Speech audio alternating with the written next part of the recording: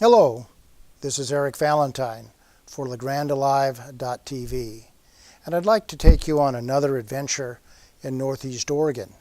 This one involves the southern end of Hells Canyon from Halfway and Oxbow Dam. I'm going to take you on and show you a 360-degree view of Hells Canyon from bottom to top, from top to bottom.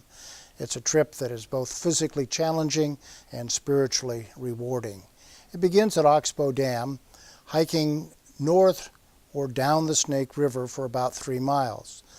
The significant crossing on this trip is crossing McGraw Creek, and we will learn about McGraw Creek this time in this adventure as we see where McGraw Creek ends at the Snake River, as well as where McGraw Creek begins high in the canyons above the Snake River. Meg and I crossed McGraw Creek in late April and then hiked on down to a place called Spring Creek, where we began a walk up Spring Creek. As we look at this next picture, we see a very prominent feature that really defines this hike. It's a wavy, weaving line of limestone that was created millions of years ago when Hells Canyon and eastern Oregon was actually under the ocean. As you hike upwards out of the Snake River, the wavy limestone intrusion dominates your field of view.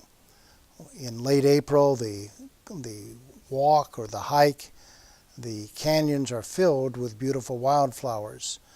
At a resting point in the next picture, you see Meg, and behind her you see the limestone. This is a great place to stop and have a picnic, and again, I keep referring to the springtime view. It's filled with wildflowers, absolutely gorgeous. But what interested Meg and me was the opportunity to see our hike from above Hells Canyon. And looking at the next picture, we are at the Hells Canyon overlook, looking down at that limestone feature.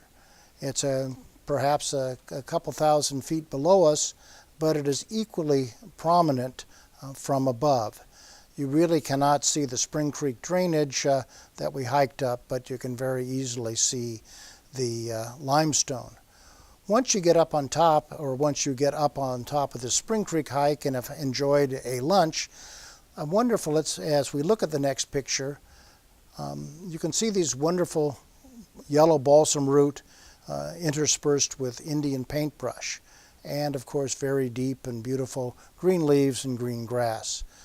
This ridge picture is the ridge that you go over to drop down into the Spring Creek drainage, and you can see the Hells Canyon cliffs above it, the rim above it, and someplace, I don't know exactly where, is the overlook that we just looked down from. So I'll show you the next picture.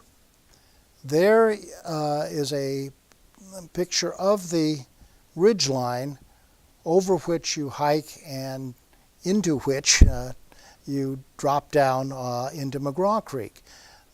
If you look closely on the middle right, you can pick out that ridge line and the drop down into the McGraw Creek drainage, which in this next couple pictures you see Meg hiking into the McGraw Creek drainage with the cliffs above, and the following picture is one which shows Meg by a piece of equipment that the early homesteaders in the late 1800s somehow either managed to bring up from river level or from top level to farm these fields. So as we look one more time, let's look down now at the McGraw Creek drainage itself.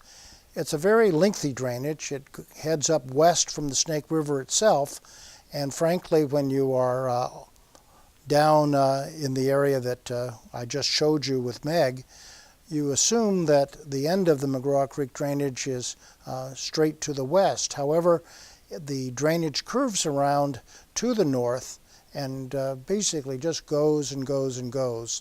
It's a wonderful place to look down on and just marvel at the massive geology, the massive amount of geologic time that has transpired. And for Meg and me camping there over the July 4th weekend, it was an excellent place of physical challenge as well as spiritual renewal. Very, very quiet, very tranquil. It's a place where indeed one can meditate upon the psalm, "Be still and know that I am God." Finally, I'd like to show you a little bit of recent history, so to speak, of this area. This is an information post that the Forest Service has placed above the McGraw Creek and Spring Creek drainage. It gives information about Captain Benjamin Bonneville, who in 1834, as he and a party of 3 other individuals were attempting to hike and take horses down the Snake River, got turned back by the deep, deep canyon walls, and the only way they could escape, and this was in January in the cold and the snow, was to go up either the McGraw Creek drainage or the Spring Creek drainage. And after 20 days of apparently absolute misery and exhausting physical challenges, they reached the top, got over the top and into the Imnaha drainage, where a tribe or a band of Nez Perce Indians took care of them and saved their lives. So whether you see Hell's Canyon from river level or whether you see it from rim level, it's a wonderful place to be. It's a wonderful feature of Northeast Oregon, and I would encourage you at some time to enjoy this particular country. Thank you for traveling with me. This is Eric Valentine on behalf of LeGrandAlive.tv.